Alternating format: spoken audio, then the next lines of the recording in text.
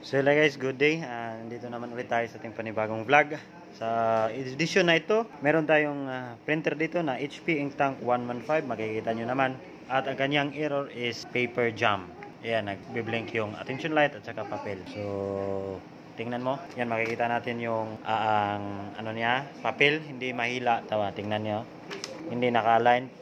Merong nakabara sa ilalim. Okay? Umpisahan na natin sa pagbukas nito at saka tools natin. Torx screwdriver size 18 and konting lagayan ng mga screw.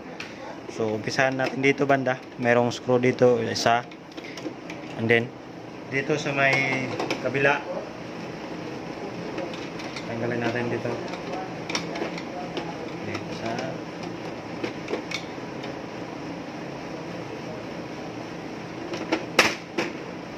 Ayan, natanggalan natin.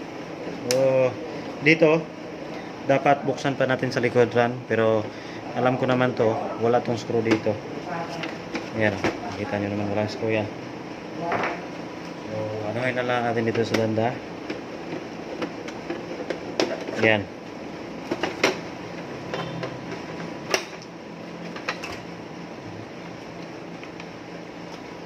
Supposed to be, merong screw dito banda. Ayan, kita nyo naman. Meron siyang problema. Natatanggal ang screw, ang base niya dahil sa naunang technician dito ay binaklas at ayun, naiwan dito banda. Ayan, makikita nyo naman. Naiwan dito. So ngayon, since paper jam, tingnan natin yun sa ilalim. Baklasin natin tong carriage PCA assembly.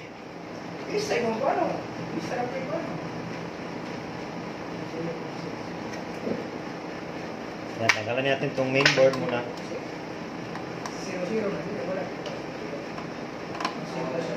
So, antayin lang natin matapos to. Okay? Yan. Tanggalan itong mga flex. At saka ito lang. Tapos iwan natin itong mainboard. And then dito tanggalin natin itong tatlong screw.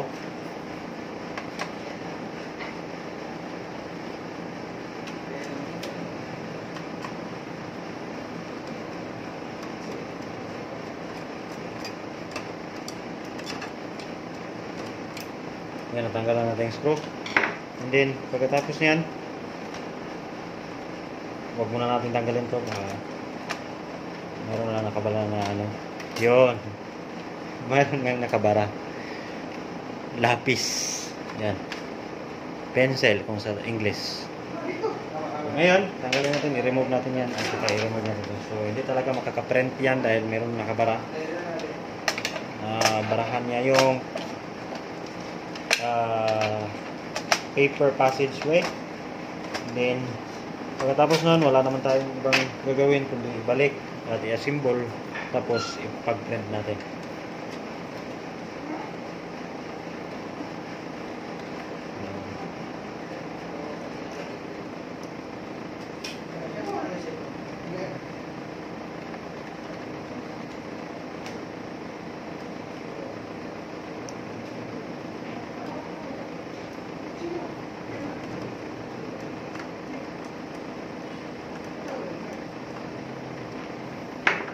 So ayan guys, balik na natin to. So next is yung flex cable.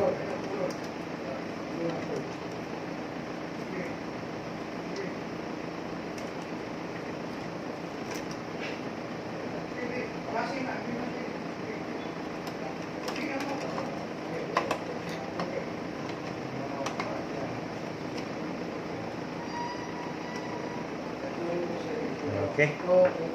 Pagkatapos niyan, i-screw natin to.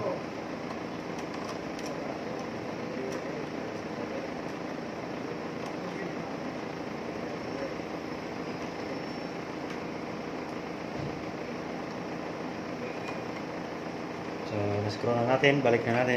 Sarado to. Tapos hindi pa tayo tapos para hindi tayo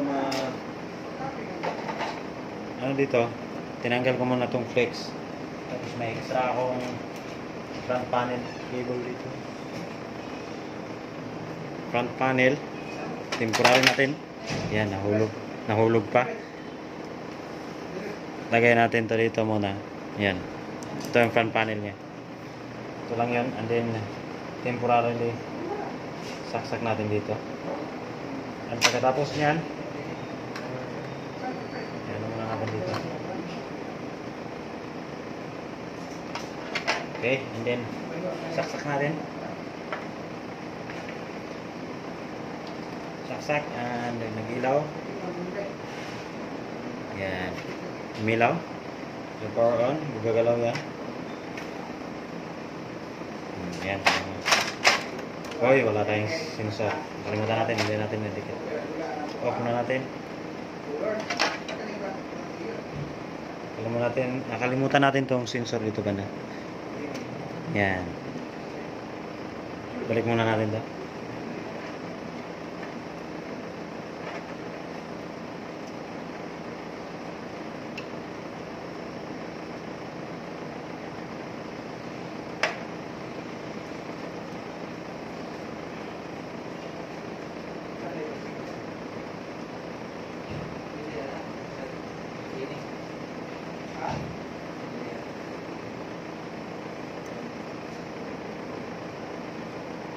So yan, balik na natin.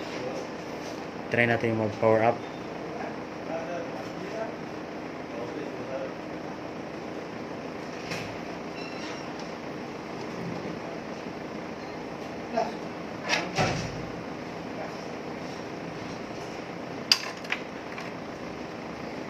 Ayan.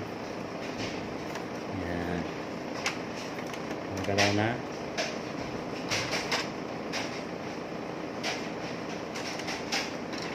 Ito yung lights niya.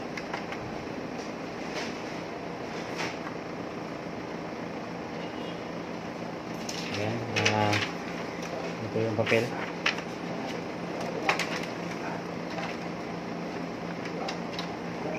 Tingnan natin. Basic kasi siya.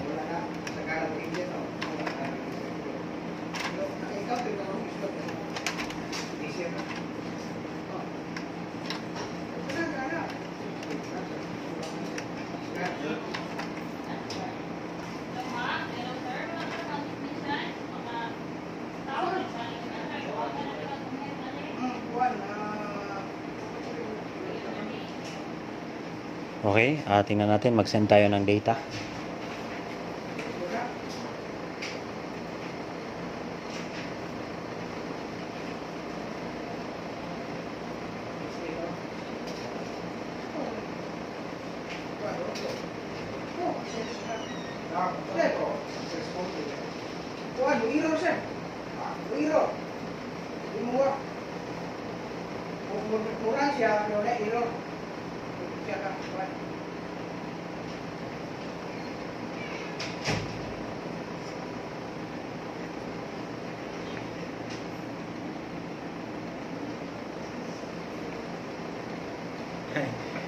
Ay, nako.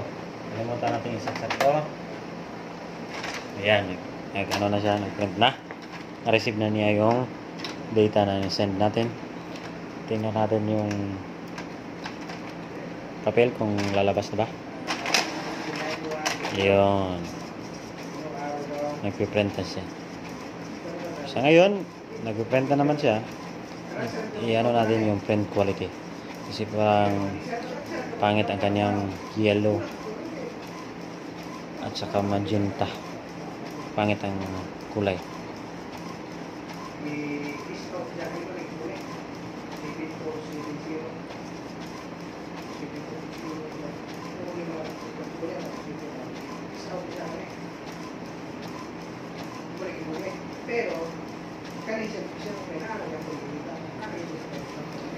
So, antayin lang natin matapos. Medyo pangit kasi ang ano niya, kulay. Hindi maganda. Hindi pasado sa akin. Ang next natin gagawin yan is i-cleaning. So, ngayon, hindi muna natin i-clean dahil sa video ito, ang ipakita ko lang is yung paper jam. Yan. So, labas na niya. Ayan. At yung kulay yellow. Ay, hindi maganda. So, ngayon, tapos na tayo. Ito lang pala ang salarin. Bakit hindi makalabas ang papel? Dahil dito sa practice na to. So, sana nakatulong sa inyo. This is Favorite Tech and Tips. Magpapaalam na sa inyo. Subscribe. Bye-bye.